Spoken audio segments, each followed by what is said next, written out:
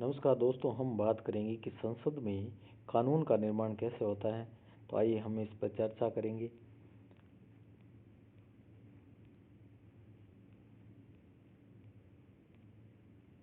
तो हम परिचय जानते हैं कि सांसद जटिल विषयों पर कानून बनाते हैं। एक विज्ञ सांसद को सदन में भागीदारी करने का और कानून की रूपरेखा निर्धारित करने का अवसर मिलता है। सांसद पर्सन में विधेयकों पर चर्चा करते हैं और संसदीय समितियों में विधेयकों पर विचार विमर्श करके और गैर सरकारी सदस्यों के विधेयक पेश करके सदन में अपनी भागीदारी सुनिश्चित कर सकते हैं। यह खंड कानून निर्माण की प्रक्रिया का रेखांकन करता है। तो कानून निर्माण कैसे होता है कि विधेयक संसद के दोनों सदनों में पारित किया जाता है और फिर उस पर राष्ट्रपति जी की सहमति हासिल की जाती है। उसके बाद वह अधिनियम बनता है। तो संसद के पास संविधान की संघीय सूची के अंतर्गत आने वाले विषयों जैसे रक्षा या नागरिकता या समवर्ती सूची जैसे आपराधिक प्रक्रिया या पारिवारिक कानूनों के अंतर्गत आने वाले विषयों पर कानून बनाने की शक्ति है। सरकारी विधेयकों को मंत्रियों और गैर सरकारी विधेयकों को किसी भी सांसद द्वारा पेश किया जाता है। हालांकि इन विधेयकों को पेश और पारित करने की प्रक्रिया एक समान है। गैर सरकारी सदस्यों के केवल 14 विधेयक अब तक पारित हुए हैं। तो संसद में प्रस्तुत विधेयकों के प्रकार को जानेंगे। तो सामान्य विधेयक संघ या समवर्ती सूचियों में आने वाले और किसी भी सदन में प्रस्तावित और प्रत्येक सदन में सामान्य बहुमत, तब ये पारित।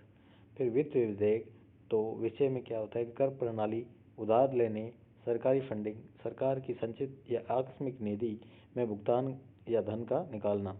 तो प्रस्तावित केवल लोकसभा में प्रस्तुत किया जाता है।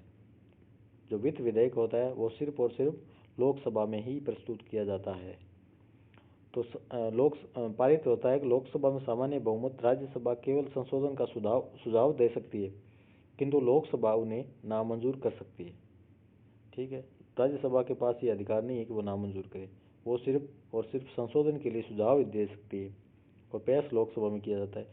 राज्यसभा को 14 दिनों की अवधि में विधेयक को वापस लौटा देना चाहिए या पारित कर देना चाहिए, अन्यथा यह पारित समझा जाता है। ठीक। तो और उसके बाद संविधान संशोधन विधेयक ये कैसे होते हैं कि संविधान के प्रावधानों में संशोधन करता है। तो ये विषय हो गया। फिर उसको प्रस्तावित कौन करता है? किसी भी सदन में ये लाया जा सकता है। संविधान संशोधन विधेयक किसी भी सदन में प्रस्तावित होता है। तो और पारित कौन करता है कि कुल सदस्यों का सामान्य बहुमत और उपस्थिति एवं मतदान करने वाले संसद सदस्यों का 2/3 बहुमत से ये पारित हो जाता है।